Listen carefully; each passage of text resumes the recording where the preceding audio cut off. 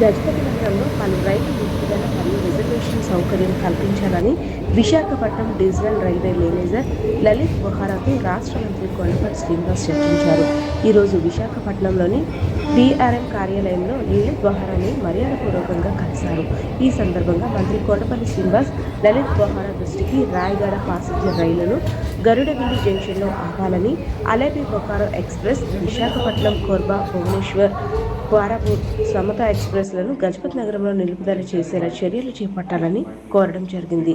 అలాగే విశాఖ ఎక్స్ప్రెస్కు గజపతి నగరం రైల్వే స్టేషన్లో రిజర్వేషన్ వెసులుబాటు కల్పించాలని, వీటితో పాటు ప్రతివారం బెనారస్ వెళ్లే ఎక్స్ప్రెస్ రైలుకు 150 మందికి పైగా ప్రయాణికులు కాశీ ప్రయాణం కోసం వెళ్తున్నారని, వీరంతా విజయనగరం రైల్వే స్టేషన్కు రావాల్సి వస్తుంది కనుక ఈ రైలు కూడా గజపతి నగరంలో నిలుపుదల చేసేలా అనుమతులు మంజూరు చేయాలని రైల్వే ప్రయాణికుల తరపున కోరినట్లు మంత్రి కొండపల్లి శ్రీనివాస్ పేర్కొన్నారు.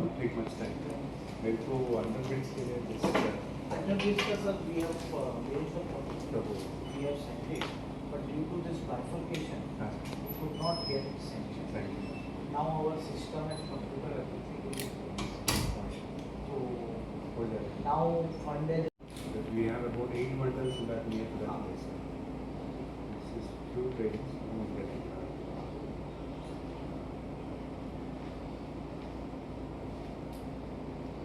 There are maybe booking berths will be. Booking berths. अच्छा रिजर्वेशन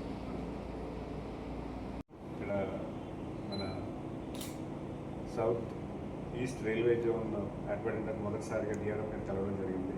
సో అయితే కంగ్రాచులేషన్స్ చెప్తూ ఇక్కడ ఈ డివిజన్ ఏర్పడిన తర్వాత ఈ డివిజన్ డెవలప్మెంట్ కోసం ఏం చేస్తున్నారు, ఎలా చేస్తున్నారు అనేది ఒక ప్రస్తావన అయితే, అలాగే విజయనగరం జిల్లాలో ఉన్నటువంటి కొన్ని సమస్యలు ఉన్నాయని దృష్టిలో పెట్టడం జరిగింది.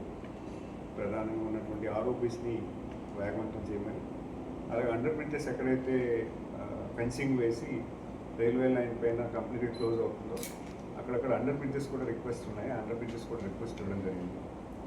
అదే కాకుండా పాసెంజర్ ట్రైన్స్ కూడా హైదరాబాద్కి వెళ్ళే వాళ్ళు, అలాగే తిరుపతి వెళ్ళే వాళ్ళకి వైజాగ్ వరకు రావడం కొంచెం కష్టం అవుతుంది. శ్రీకాకుళం పలాస వరకు కూడా కొన్ని ట్రైన్స్ హైదరాబాద్కి వెళ్ళే వాళ్ళకి, అలాగే తిరుపతి వెళ్ళే వాళ్ళకి కొన్ని భవిష్యత్ కాలంలో ట్రైన్స్ యాడ్ చేస్తే ఇలా ఉంటే బాగుంటుందని ఒక రిక్వెస్ట్ ఆయన పెట్టడం జరిగింది. ఆయన కూడా చాలా సానుకూలంగా స్పందించారు.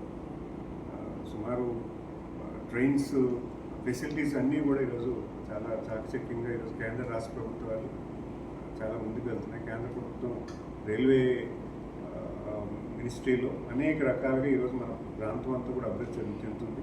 3వ లైన్ అయింది, అలాగే 4th లైన్ కూడా ఇప్పుడు పెట్టడం జరుగుతుంది. ఇవన్నీ కూడా ఇక్కడ ప్రస్తావించడానికి ఈ రంగం కలవడం జరిగింది. చాలా సంతోషం అనిపించింది, ఎందుకంటే ఈ ఫెసిలిటీస్ అన్ని పెరగడం వల్ల మనందరికీ కూడా సదుపాయాలు కలుస్తాయి. అది కూడా మంచి విషయాన్ని తెలియజేస్తుంది.